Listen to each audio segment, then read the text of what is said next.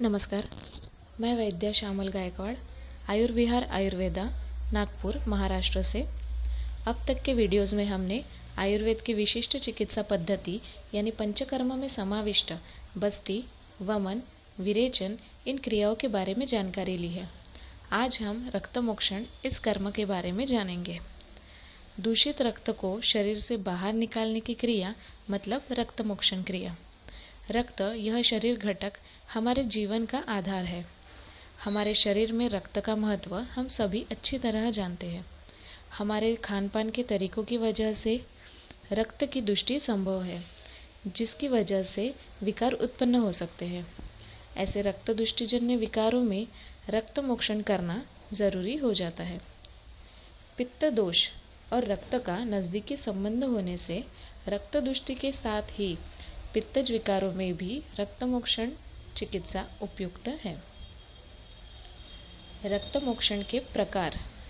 सद्य स्थिति में यूज में आने वाले प्रकारों में सार्वदेहिक रक्तमोक्षण यानी जनरलाइज रक्तमोक्षण और स्थानिक यानी लोकलाइज रक्तमोक्षण किया जाता है। सार्वदेहिक रक्तमोक्षण में सिरावेद इस कर्म का समावेश है और स्थानिक यानी लोकलाइज्ड रक्तमोक्षण में जलों का अवचरण यानी जोक की सहायता से रक्तमोक्षण करना और दूसरा कपिंग थेरेपी इनका समावेश किया गया है। तो आइए जानते हैं सिरावेद के बारे में विस्तार से। जब पूरे शरीर में खून की दुष्टि होती है तब सिरा यानी वेन के द्वारा दूषित रक्तों को बाहर निकाल दिया जाता है। सिरावेद का उपयोग हम कौन सी व्याधियों में कर सकते हैं?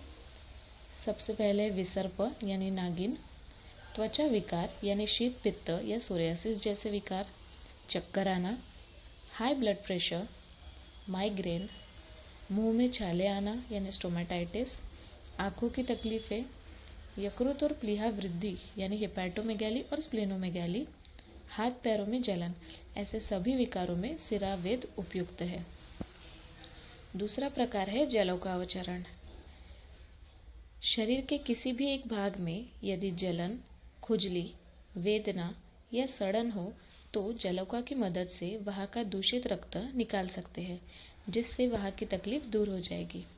जलौका यह केवल दूषित रक्त का ही सेवन करती है।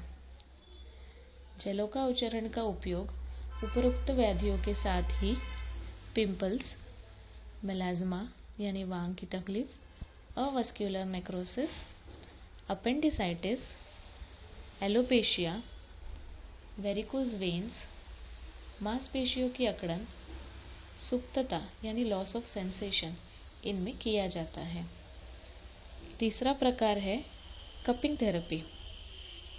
कपिंग थेरेपी यह भी स्थानिक रक्त दुष्टि के लिए ही की जाने वाली प्रक्रिया है।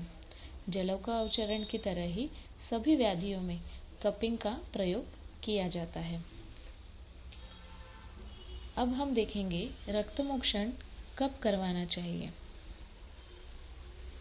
स्वस्थ व्यक्तियों ने शरद ऋतु यानी अक्टूबर के महीने में विरेचन कर्म के साथ ही रक्तमोक्षण करवाना चाहिए और व्याधि पीड़ित व्यक्तियों ने साल भर में कभी भी वैद्यों की सलाह के द्वारा रक्तमोक्षण करवाना चाहिए।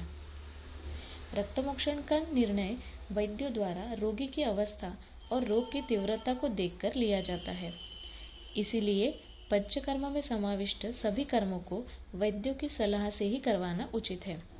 आज के वीडियो में बस इतना ही। अगले वीडियो में हम पंचकर्म के आखिरी कर्म नस्य चिकित्सा के बारे में जानेंगे। अगर आपको यह जानकारी उपयोगी लगी हो तो इसे अपने जानने वालों के साथ ज़रूर शेयर कीजिए। हमारे चैनल को लाइक और सब्सक्राइब करना ना भूलें। धन्यवाद।